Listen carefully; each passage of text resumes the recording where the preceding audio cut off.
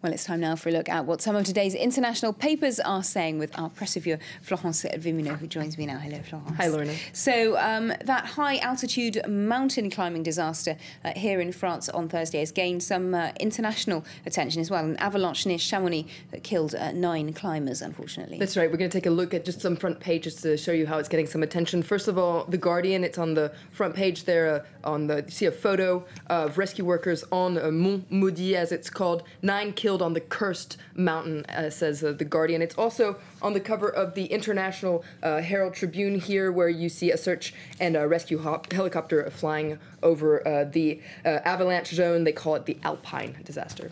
Okay. Well, moving on to another story. Syria continuing to get a lot of international attention, particularly in The Independent. Some serious allegations in that. That's right. There's an article in The Independent that says that Syria is accused of using cluster bombs against civilians. Now, this comes after videos were posted online that were allegedly filmed in the Hama province that show what experts believe to be cluster munitions. For instance, there's one video that shows about 15 unexploded bomblets, as they're called, which were identified by arms experts at Human Rights Watch and the Geneva International Center for Humanitarian Demining. Now, these are weapons that kill and maim indiscriminately, and that can remain lethal for many, many years. 98% of cluster bomb casualties are civilians. Now, 111 countries have signed a convention that bans cluster bombs, but not Syria, and Syria is believed to have a stockpile of these weapons. So if this proves to be true, it could increase pressure against the regime. Indeed. Okay, well, moving on to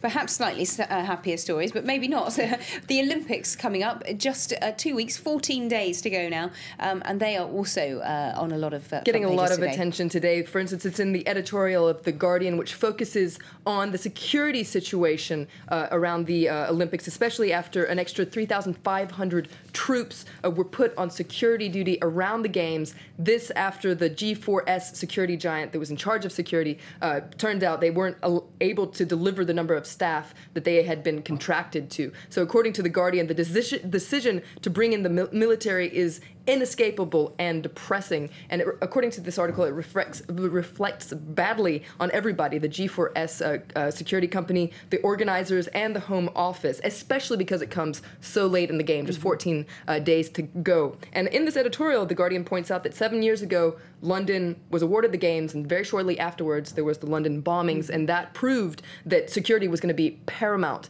in these Games. And so, according to this article, it means that the confidence that the organizers had might seem a little naive at this point.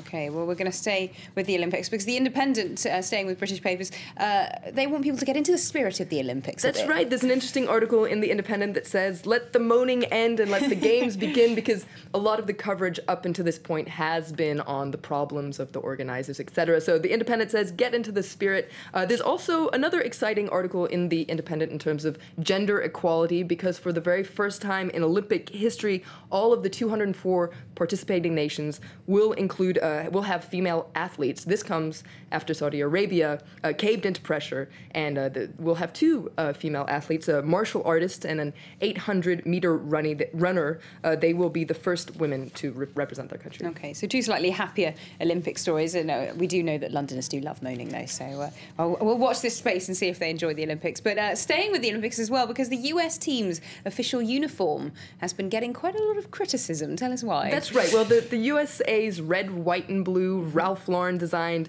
uniform is actually made in China, and this has caused uproar in the United States, including from Capitol Hill. It seems to be the only thing that Democrats and Republicans can agree on right now, is that this is outrageous. For instance, here's a quote from the Senate Majority Leader Harry Reid, who says that the U.S. Olympic Committee should be ashamed of themselves. I think they should take all the uniforms, put them in a big pile, and burn them. Wow. So very harsh words Naked from Harry. athletes as a result. Exactly. But what's interesting is that this was already the case back in 2008, so it's unclear exactly why this has happened again. And Lorna, if you're interested, you can buy this uniform on Ralph Lauren's website, but you will have to cough up between $1,500 and $2,000. Oh, I'm not sure. France Van Cat don't pay me enough for that. But thank you very much indeed, Florence, for that look at all today's international headlines.